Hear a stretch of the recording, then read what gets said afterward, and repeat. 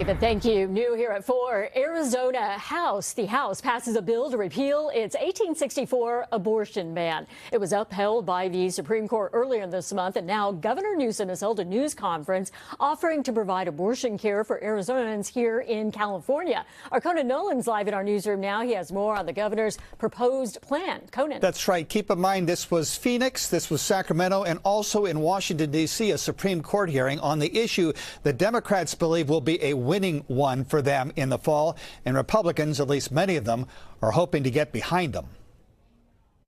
Coast-to-coast action on a politically volatile issue that could have a major impact on this year's presidential election.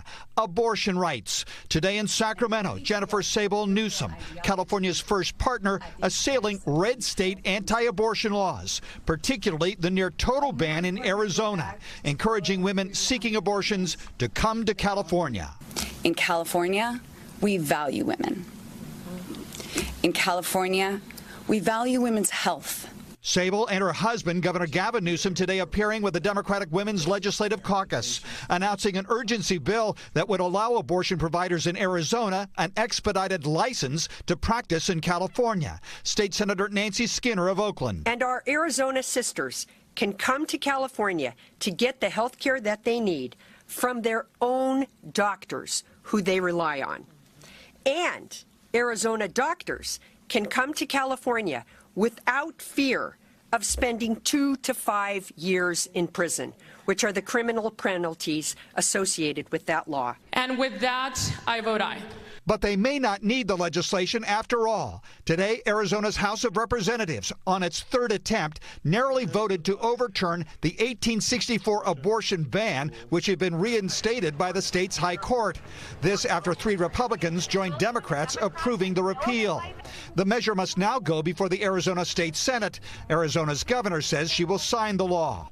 All this taking place during a challenge of the state of Idaho's abortion law heard today in the U.S. Supreme Court.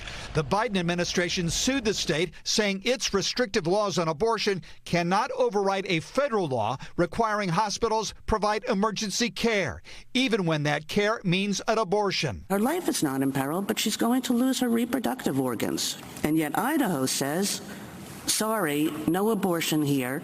And the result is that these patients are now helicoptered out of state.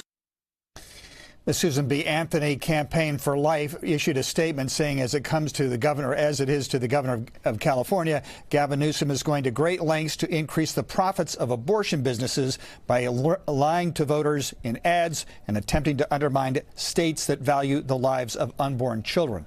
Going on to say it's clear Governor Newsom is not pro-choice, he is pro-abortion. I'm Conan Nola, NBC4 News.